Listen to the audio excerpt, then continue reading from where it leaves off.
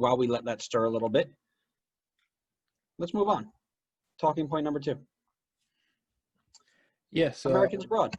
Yeah, so I wrote this in the script, and I was talking to Andrew, but this week in particular seemed like big news for Americans. For U.S. soccer in general, there seemed to be players playing in Europe that were making the headlines, whether it was their performances, whether it was them scoring goals, transfer rumors, like whatever it was.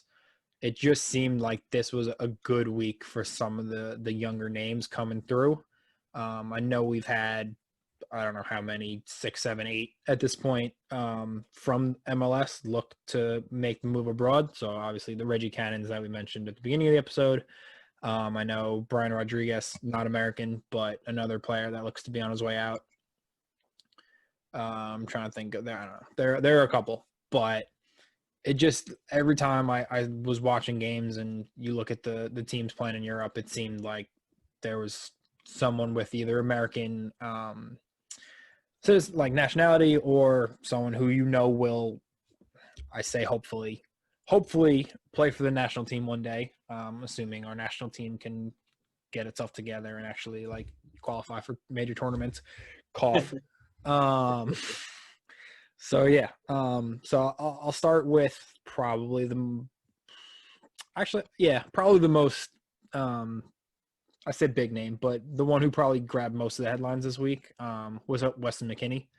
So obviously big money transfer to Juve, which, good for him. Yeah. Schalke look horrible. They're disgusting. It's like bad without. I don't know how much, like I say without him, I don't know how much. That's right. How much of a difference would he have that's made, giving him right? a lot of credit, as good as he was for them. Yeah. But I saw that Bayern game the opening week of the season, and they lost 8-0. Granted, it's Bayern, yes, but that's bad. That's besides the point. You're awful. Yes. So not only does he sign for Juve, and he's now playing with Cristiano Ronaldo and Dybala and just some stupidly talented people, but made his debut. So played 90 minutes in their opening win against Sampdoria. His manager knows not just MLS, but Americans in general. So Andrea Pirlo is now the Juve manager. Obviously has a lot of faith in him, and he was given an 8 out of 10 for his performance that opening game. So obviously he played well. Seemed like he pulled the strings in that 2-man midfield. I remember I was online during the game, so I only saw the last like 10-15 minutes, and Juve fans were really, really excited. Were pleasantly surprised by how well he did. Supposedly that, high energy, high pressing that he offered was something that they lacked last season. That's probably just because Maurizio Sarri's team talks probably put half of the people to sleep. Yeah. But I was seeing like comparisons to Edgar Davids, Arturo Vidal. I was like he must have blown every expectation out of the water. Yeah, right. So, good for him. It's now just how well he can improve. And that like big mentality. So Juve is every game you have to win. Like that. It's just the minimum expectation. Right, yeah. So now he's hopefully going to bring that mentality back to the national team. So that, put him in center mid next to Tyler Adams, and I'm okay with that midfield. I'm really excited for that whole midfield, because we actually have attacking midfield options for the first time in what feels like forever, with Aronson. Oh goodness, Gio Reyna. Thank you. Yeah, Pulisic on the wing. I think the 3-man midfielder right now is Aronson, McKennie, and then Tyler Adams behind them. Right, if Tyler Adams ever stays healthy, but I think Gio Reyna can slide into that. That position. You can put you could probably put Pulisic in underneath behind him. There's so much there.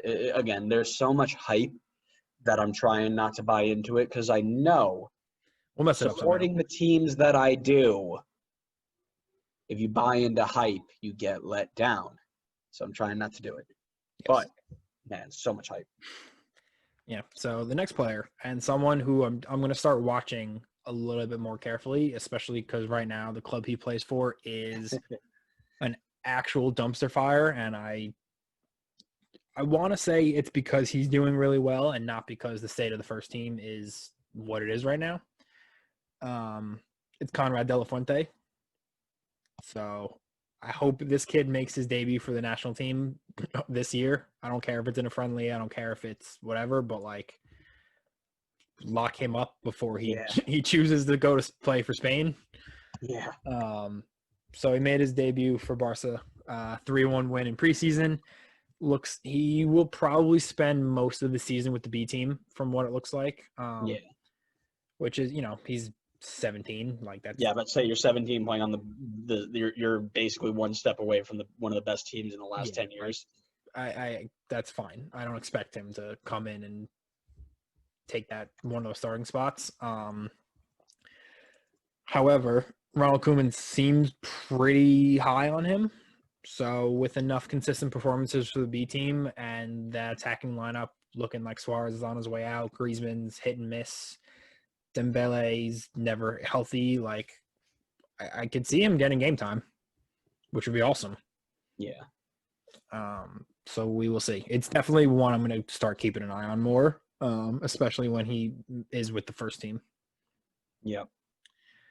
The third one is myself. No, it's Josh Sargent. Yeah, I figured I'd beat you to it. Josh Sargent's a weird one, and I want to know your thoughts about him. So, he started the season with with Werder Bremen, who I was pretty sure got relegated, but they did not. No, they survived. I know, barely. So they started with a 4-1 defeat to Hertha Berlin. So already picking up where they played last season. But all I saw on Twitter from Werder Bremen fans was how weird and different their formation was compared to what they normally play. So supposedly it was almost it was like a 4-3-2-1, like almost like a Christmas tree. But Josh Sargent was playing almost as a left mid and not as a true striker. So he didn't get as many touches as you want. You obviously want your striker up top. Like we both coach, we want our strikers to, Like I tell my strikers all the time, you need to be the one stretching us. You need to be as high up the field as we can, because that's their job. Josh Sargent isn't getting anything out of the game, and he's not going to improve playing as left mid. I wonder. That's an interesting point, right?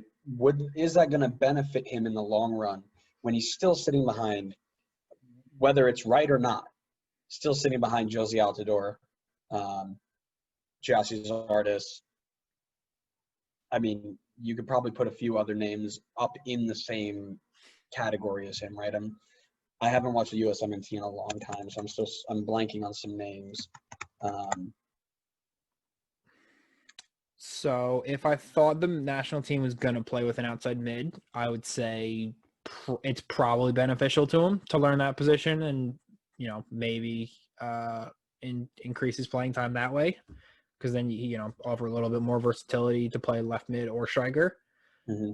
But we're most likely going to play some version of a 4-3-3. Yep. And the player, I think, and I'm not comparing him, so before I get roasted for this, this is not me comparing the two players. The only player I can think of off the top of my head that can play as a left winger and as a striker and do both really well is Thierry Henry. What'd you just say? Baby Jesus. No. Yeah, we played him at striker, and he did all right. Yeah. No, it was Thierry Henry. That's what I was thinking of. Oh, yeah. Okay, I thought we were talking about Americans only. No. I'm just saying that's the versatility I think of when I think of someone who started as a winger, eventually moved into as a striker. Granted, Sargent's going the other way, but if you read Thierry Henry's biography, he says how much spending that time on the wing taught him position awareness, 1v1 skills that when he moved to the middle, he still got. So he knew how to take defenders on 1v1. You know, that did help him. So it'll be interesting. But I don't see him play. Like we have so many other talents we can play out wide. I don't think he wins that. Like I think if he gets into this team, it's as a striker. I agree. Yeah. I don't see an issue with him playing out wide, just because he's still young, and we've seen that he can finish when he needs to. I've seen clips of him already do it.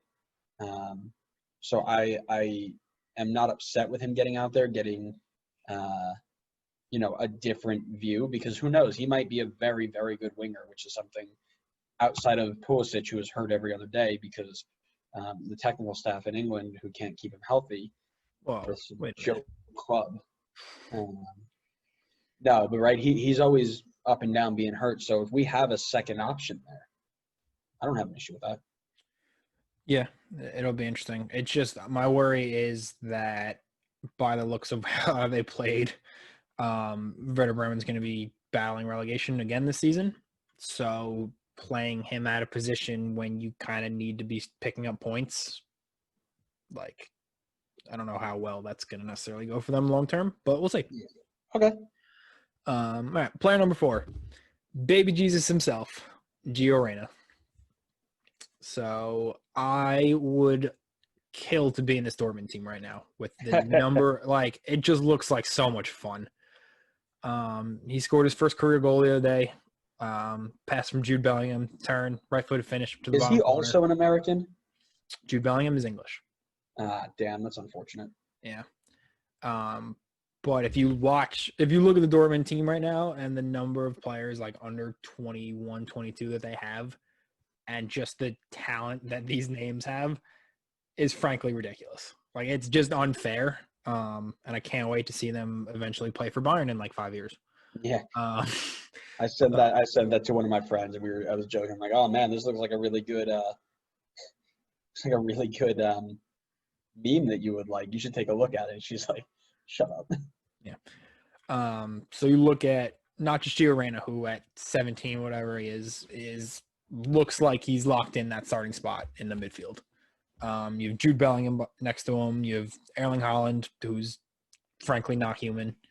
You have Renier from Madrid, who's on loan, who looked just like, there are no words to describe how well these 4 played, and they're all younger and better than I will ever be. So at some point, I kind of hope and expect him to get his national team call up to the first team this season, assuming things go back to normal. Especially if he keeps playing the way he plays. Like, this Dortmund team looks like it's going to be minimally, hopefully challenging. I mean, we know how ridiculous Bayern is in that league, but this team looks like it's going to be really good and surprise a lot of people. So if Gio can be part of that and be a regular asset in that team, then all the better for our national team. Yeah, I agree. I'm actually going to go out of order for this next one. So I will be the first to apologize. And Zach Steffen, if you're listening, I am sorry. I said when you moved to Man City from the Crew that you would get nowhere remotely close to the City team.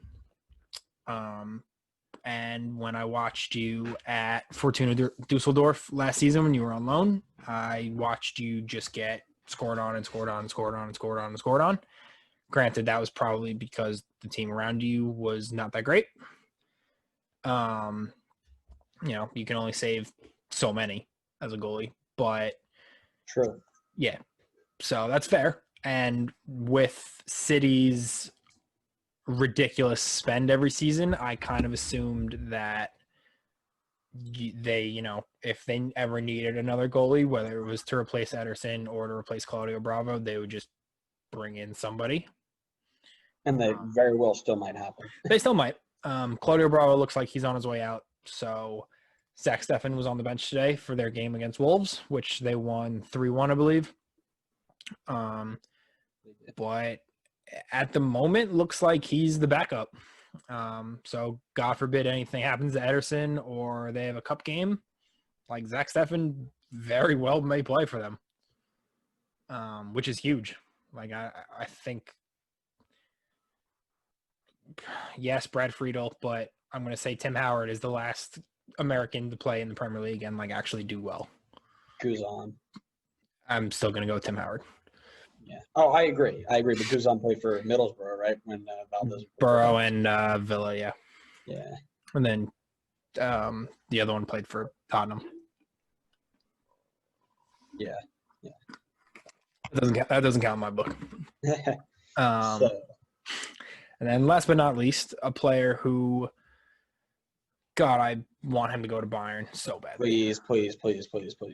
Like, he has to. He cannot go to Barcelona right now. And I love Barcelona. I want Barcelona to do well, but if given the choice right now, like, there's no choice. Like, I'm going to Bayern. It's Serginho Dest. So it looks like his time at Ajax is possibly coming to a close, as sad as that is for him. You know, he's grown up in the youth team, in the youth setup there. He's done pretty well, and looks like he's in the middle of a bidding war, either between Bayern, Barca. I saw Juve could be interested in him. Like he's got some big name teams in for him. And I know he never played in MLS, didn't really grow up playing in any MLS academy. Like he pretty much was born in the Netherlands, played for Ajax since he was like 5 or whatever. But if Bayern can pull off Alphonso Davies and Serginho Dest as their 2 fullbacks, I'm taking the win for CONCACAF just as a general win. So all we need now is a Walker Zimmerman, Aaron Long transfer to Bayern as well, just for an all CONCACAF back 4, and we'll be set. Yeah. But I think the harder he'll get less game time at Bayern initially. I think he'll have a harder job breaking into that first team. Right. It'll be tougher for him to get over Kimmich than he will because Semedo just got sent out. So Semedo looks like he's on his way out. Yeah. So I think he slots in straight into that Barca team if he goes in. However, Barca are a mess right now. Right. I'd rather him not go to Barca. I think. I don't know. I might. I'd rather him be at Bayern just to say that we've got an American on Bayern. But yeah. I mean, Julian Green for a while, and then he didn't. Remember when he was relevant? Yeah. Mm-hmm. So there was a really good tweet sent out by Doyle. I like Doyle's Twitter, man. He's good. He's a good account to follow. But he goes. You got MLS Academy alums playing for Juve, Bayern, Dortmund, and Leipzig this weekend. Probably Lille and Man City at some point. And then you're looking at players like Cannon going to Boa Vista. All these young Americans getting time in big name European teams. Oh man, it's so good. It gives you a little bit of I don't know, just hype, right? I'm trying not to say I didn't want to say hope because as U.S. men's national team fans, like we don't have hope. Never, no more. So I didn't want to say hope. But we'll see. I mean, it feels as if the talent we have is we probably right now have the most talented crop of players to choose from. It's just, and this is a whole other conversation, whether Greg Berhalter is the person to lead them. That is another conversation for a much different day. Yeah. But you've got, I'm looking here on Transfer Market, just the top rated players play at Chelsea, Juve, Ajax, soon to be Bayern, hopefully, Leipzig, Dortmund, Wolfsburg, Lille, Bremen, Newcastle, City. You got one at Fulham, and then a bunch of others at MLS clubs. But you're looking at this team like there are players here who can play, and they've got so much potential. not hype. I'm not saying the word hype, not anymore. But you look at it and you're like, you've got players here who are, and if you look at it, the majority of them are all 21, 22, 19, 19, 20, 22, 20, 21, 19. Like, it's coming. And I know we're going to get let down. It's going to happen, but it's coming. Yeah. And I don't know if this rule applies to MLS or not MLS. CONCACAF teams. I don't know if it's just a UEFA thing, but I did read that they're looking to change the rules. So as long as you've played only one game, not in a major tournament for a national team, you're allowed to switch officially one time. So That's been a rule. I don't The one-time switch. know, but I think I think once you've played for a national team, I don't think you were allowed to switch. I think they're No, you were because Jesse Rodriguez did that. He played for Mexico. He got capped by Mexico, and then he did a one-time switch to United States. okay. I didn't read that much into it. I just saw that they were looking to make it a little easier for players to transfer, like switch nationalities. So you think of, I know Oscar wants to play for China now, which is weird. Yeah. But there are apparently a lot of Brazilians who want to do that. You think of the ones that are playing in China, which could be good for the growth of that national team. Mm-hmm.